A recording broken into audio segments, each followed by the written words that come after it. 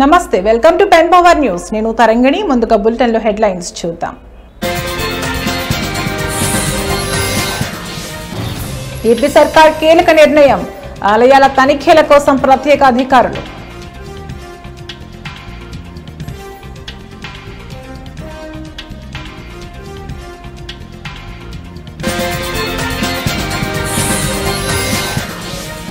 అహ్మదాబాద్ విమాన ప్రమాదంలో కొనసాగుతున్న చర్యలు, డిఎన్ఏ పరీక్ష ద్వారా 87 మృతదేహాల గుర్తింపు.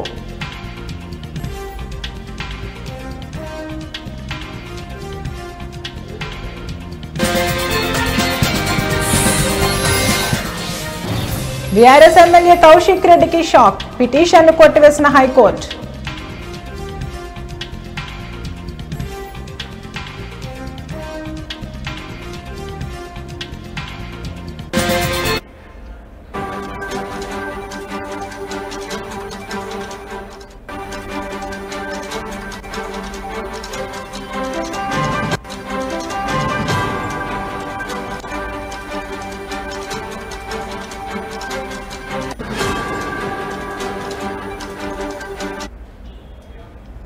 బ్రేకింగ్ న్యూస్ చూస్తున్నాం. ఆంధ్రప్రదేశ్ రాష్ట్రంలో ఉన్న దేవాలయాల విషయంలో కీలక నిర్ణయం తీసుకుంది చంద్రబాబు కూటమి ప్రభుత్వం. ఆంధ్రప్రదేశ్ రాష్ట్రంలోని ఆలయాలలో తనిఖీల కోసం ప్రత్యేకంగా అధికారులు రంగంలోకి దిగబోతున్నారు. రాష్ట్రంలో ముఖ్యంగా సింహాచలం, అన్నవరం, బెజవాడ, కనకదుర్గమ్మ, వాడపల్లి, ద్వారకా తిరుమల లాంటి మొత్తం 22 ప్రధాన ఆలయాలలో నిత్యం తనిఖీలు చేసేందుకు కీలక నిర్ణయం తీసుకుంది చంద్రబాబు నాయుడు ప్రభుత్వం.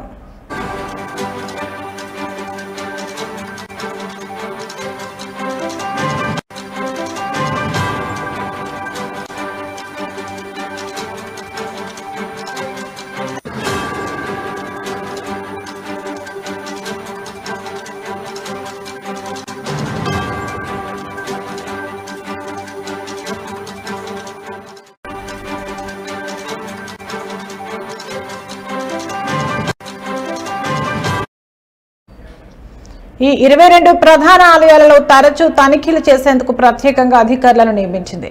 ఈ మేరకు దేవాదాయ శాఖ కమిషనర్ రామచంద్రమోహన్ అధికారిక ఉత్తర్వులు జారీ చేశారు. దేవాలయాలలో క్యూ లైన్ల ఏర్పాటు, దర్శనాలు, ప్రసాదాల నాణ్యత, తాగునీటి సౌకర్యాలు, ఆలయ పరిశుభ్రత లాంటి విషయాలను ఈ అధికారులు నిత్యం పర్యవేక్షిస్తారన్నమాట.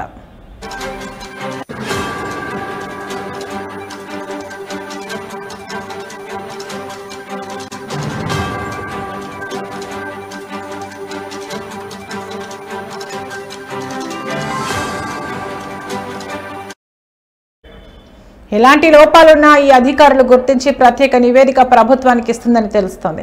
దానికి తగ్గట్టుగానే ప్రభుత్వం చర్యలు తీసుకుని భక్తులకు ఎలాంటి సమస్యలు లేకుండా చేయనుంది. ఈ మధ్యకాలంలో ఏపీలో ఉన్న ఆలయాల్లో చిన్న చిన్న ప్రమాదాలు జరుగుతున్నాయి. అలాగే భక్తులు కూడా ఇబ్బందులు పడుతున్నట్లు వార్తలు వచ్చిన నేపథ్యంలో ప్రత్యేకంగా అధికారులను నియమించింది చంద్రబాబు ప్రభుత్వం.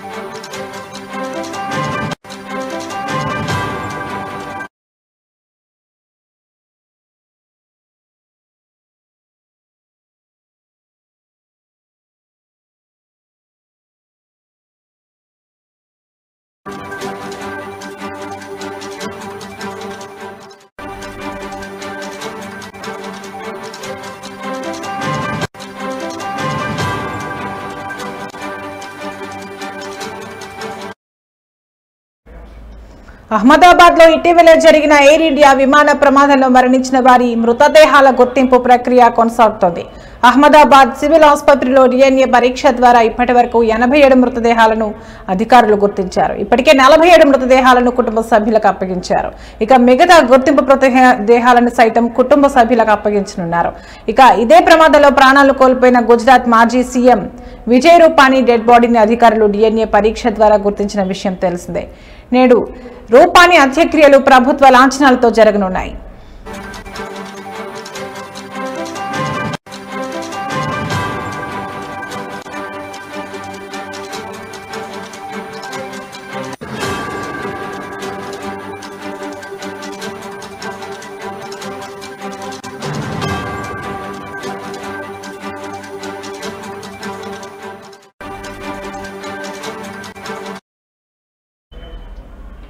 ఎయిర్ ఇండియా విమానానికి చెందిన కాక్పిట్ వాయిస్ రికార్డర్ దొరికినట్లు దర్యాప్తు చేపడుతున్నట్లు అధికారులు ధృవీకరించారు.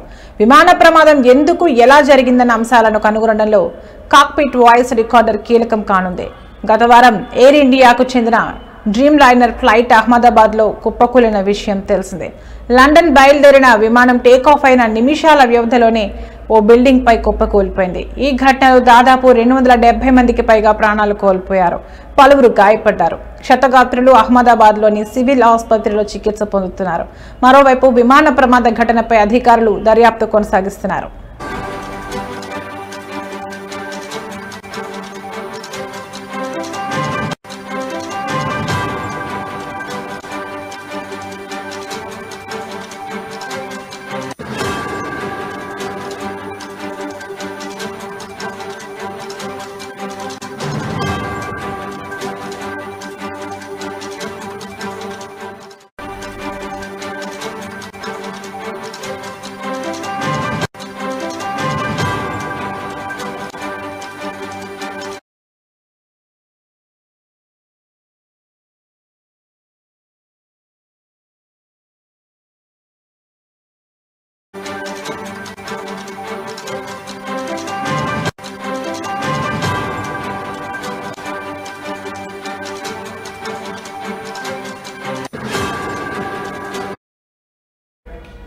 బ్రేకింగ్ న్యూస్ చూస్తున్నాం. బీఆర్ఎస్ ఎమ్మెల్యే పాడి కౌశిక్ రెడ్డికి తెలంగాణ హైకోర్టులో చుక్కెదురైంది.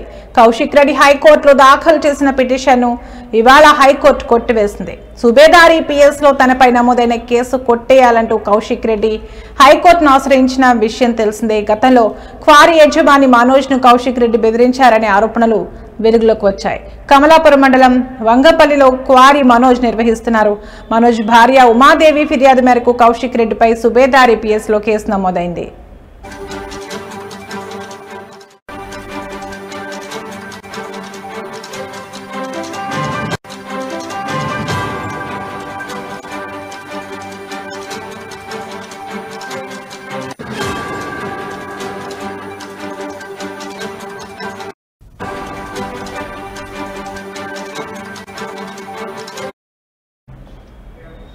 $50 లక్షలు ఇవ్వాలంటూ కౌశిక్ రెడ్డి బెదిరించారని ఆమె PS లో ఫిర్యాదు చేశారు. దీంతో కేసు నమోదు చేసిన పోలీసులు దర్యాప్తు ప్రారంభించారు.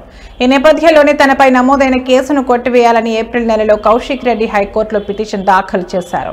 ఈ క్రమంలోని ఇవాళ విచారణ జరిపిన హైకోర్టు తన పిటిషన్ను కొట్టివేసింది. కాగా ఇదే కేసులో కౌశిక్ రెడ్డి అరెస్టుపై గతంలో హైకోర్టు స్టే ఇచ్చింది.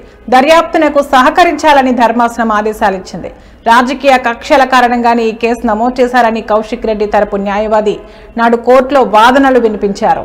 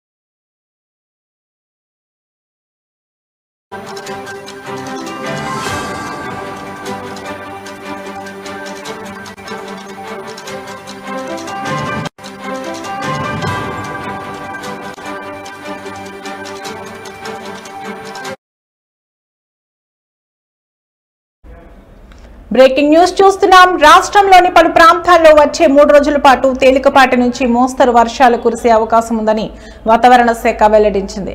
దక్షిణ మధ్య మహారాష్ట్ర మీదుగా ఉపరితల ఆవర్తనం కొనసాగుతున్నట్లు, ఇది సముద్ర మట్టం నుంచి సగటున 5.8 కిలోమీటర్ల ఎత్తులో ఉందని అధికారులు తెలిపారు. ఈ వాతావరణ వ్యవస్థ దక్షిణ పశ్చిమ దిశగా వాలి ఉందని, మరోవైపు వాయువ్య బంగాళాఖాతంలో మరో ఉపరితల ఆవర్తనం ఏర్పడిందని పేర్కొన్నారు. ఉత్తరాంధ్ర తీరాన్ని ప్రభావితం చేసిన పశ్చిమ మధ్య బంగాళాఖాతం ఆవర్తనం తాజాగా వాయువ్య బంగాళాఖాతంలో ఏర్పడిన కొత్త ఆవర్తనంలో కలిసిపోయిందని తెలిపారు.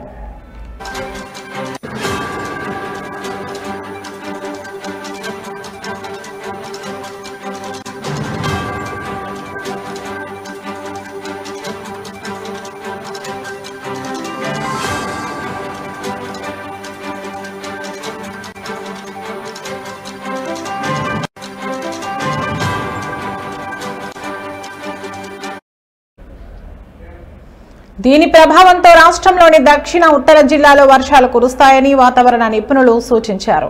దక్షిణ ప్రాంతాలతో పాటు ఉత్తర తెలంగాణలో కూడా మోస్తరు వర్షాలు, 1-2 చోట్ల భారీ వర్షాలు పడే అవకాశం ఉందని అంచనా వేస్తున్నారు. ముఖ్యంగా ఇవాళ ఉత్తర జిల్లాలో ఉరుములు మెరుపులతో పాటు గంటకు 30 నుంచి 40 కిలోమీటర్ల వేగంతో ఈదురుగాలులతో వర్షాలు కురుస్తాయని హెచ్చరిస్తున్నారు. ప్రస్తుతం రాష్ట్రంలో సాధారణ ఉష్ణోగ్రతతో పోలిస్తే సగటున 4 డిగ్రీల సెల్సియస్ తక్కువగా ఉష్ణోగ్రతలు నమోదవుతున్నాయని వాతావరణ శాఖ అధికారులు పేర్కొన్నారు. వాతావరణ పరిస్థితుల దృష్ట్యా ప్రజలు అప్రమత్తంగా ఉండాలని సూచించారు.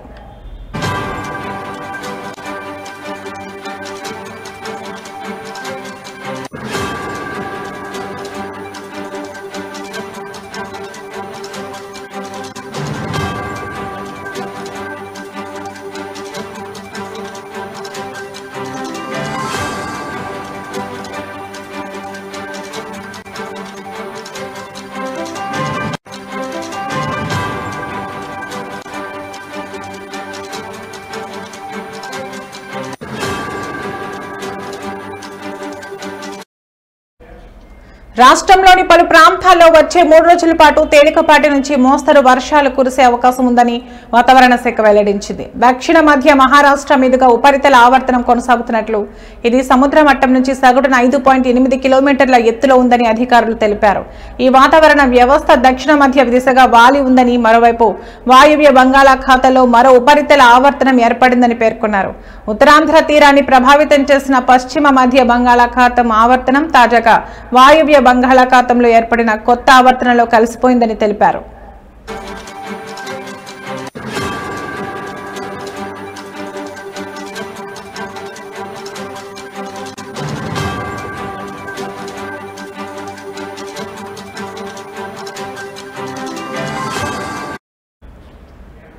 దీని ప్రభావంతో రాష్ట్రంలోని దక్షిణ ఉత్తర జిల్లాలో వర్షాలు కురుస్తాయని వాతావరణ నిపుణులు సూచించారు.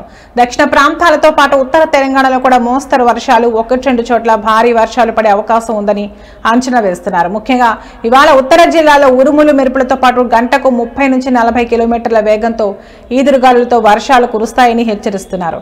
ప్రస్తుతం రాష్ట్రంలో సాధారణ ఉష్ణోగ్రతతో పోలిస్తే సగటున 4 డిగ్రీల సెల్సియస్ తక్కువగా ఉష్ణోగ్రతలు నమోదవుతున్నాయని వాతావరణ శాఖ అధికారులు పేర్కొన్నారు. వాతావరణ పరిస్థితుల దృష్ట్యా ప్రజలు అప్రమత్తంగా ఉండాలని సూచించారు.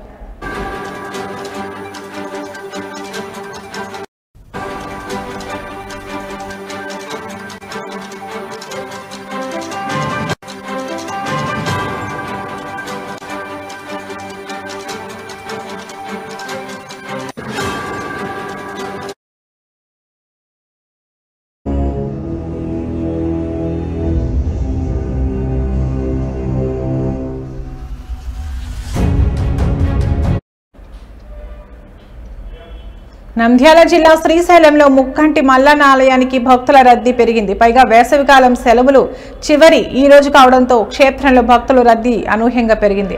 క్షేత్రమంతా భక్తజనంతో సందడి వాతావరణం నెలకొంది. భక్తులు వేకువజాము నుండే పాతాళ గంగలో పుణ్యస్నానాలు ఆచరించి శ్రీ భ్రమరాంబ మల్లికార్జున స్వామి అమ్మవార్ల దర్శనార్థమై క్యూ లైన్స్ లో దర్శన కంపార్ట్మెంట్లలో బారులు తీరారు. శ్రీ స్వామి అమ్మవార్ల దర్శనానికి సుమారు 4 గంటల సమయం పడుతుంది. మరోపక్క భక్తులు స్వామి అమ్మవారి రుద్రాభిషేకం, కుంకుమార్చన తదితర అభిషేకార్చనలు నిర్వహించి మొక్కులు తీర్చుకుంటున్నారు.